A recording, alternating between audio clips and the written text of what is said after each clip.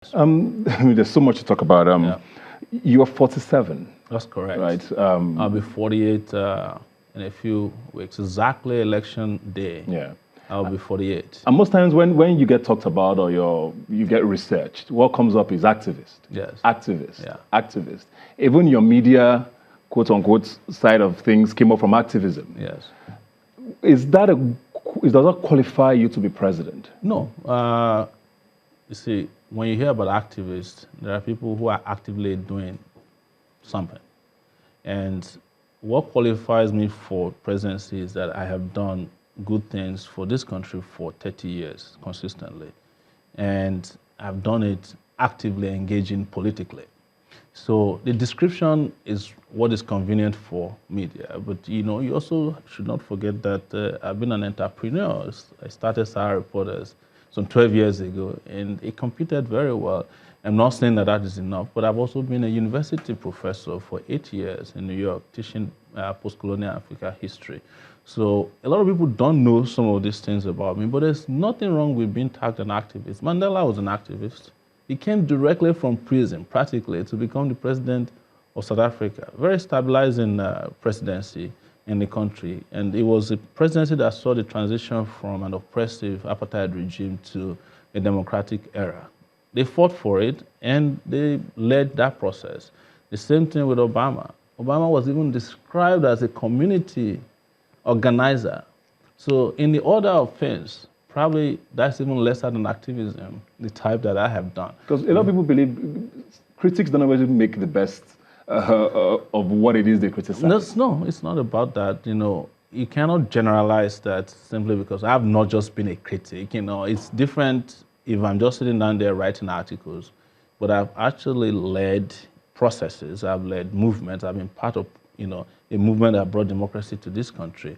So if someone is good enough to fight for democracy, why is it not good enough to lead a democratic process? You mentioned Sahara Reporters. Yes. There. Let's talk a bit about Sahara Reporters. Go ahead. Because there's a lot of opinions about what Sahara Reporters stands That's what Sahara Reporters does. represents. It promotes a variety of opinions. Do you think, or do you agree with people who have said many times that Sahara Reporters is not necessarily the fairest when it comes to critiquing?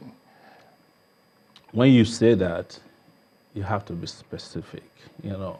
What is it that Sahara Reporters does?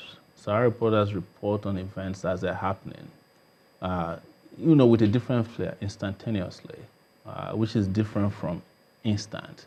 So we are breaking news. We are doing a lot of investigative reporting.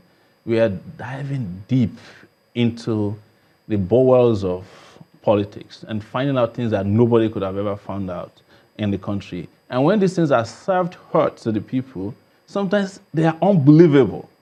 Until then, they become, truthful. But you also went for the shock value a lot.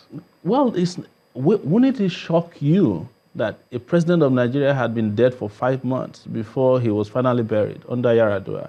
Who could believe that? But he was signing budgets, and they were implementing it. They were writing in this country, and newspapers, television stations were reporting that he's well, and they saw him climbing stairwell somewhere, and that he's resuming at the time that he was dying.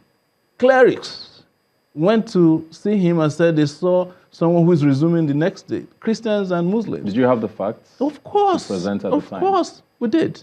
We had the facts showing that the man was brain dead 5 months before he died. So who could deal with that? Who could deal with that? Nobody could deal with this kind of high-level information sharing that shocked. Everybody was shocked when he died.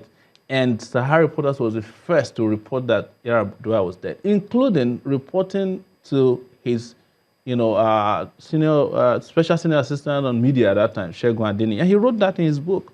So that shock value came with doing real journalism.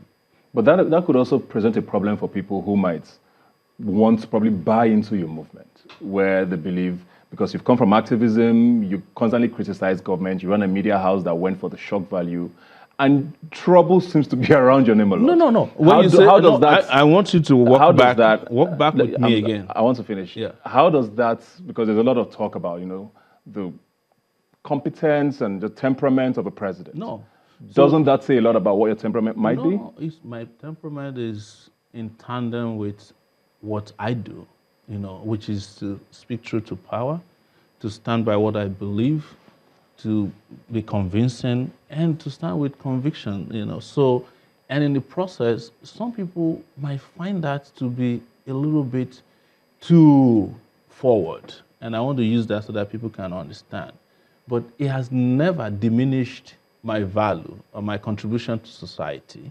It has never prevented me from saying this is what is right and standing by what is right. And it has not in any way diminished my brain power. It has not diminished my contribution to the country. And I'm saying that there's evidence to show for it. So what sometimes people call temperament is confidence. When you have the confidence to say, this is a story that is true and people don't believe it. I'll give you another example. A governor who had just won an election died. That was former governor of Kogi State, Audu. All the TV stations were there at the election, covering the election. Radio stations, everybody was there. They could not believe that Sahara Reporters was reporting that someone they claimed was alive had died. And everybody called me out and said, this is a lie, we just saw him. Some people said they were eating with him.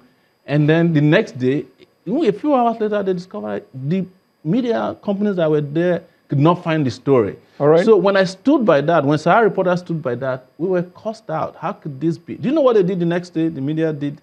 They said that he was going to resurrect at 9 a.m. We're going to take a break. Let's take a break on that. When we come back, we're going to go into the specifics of what you really want to do as president. We'll be right back.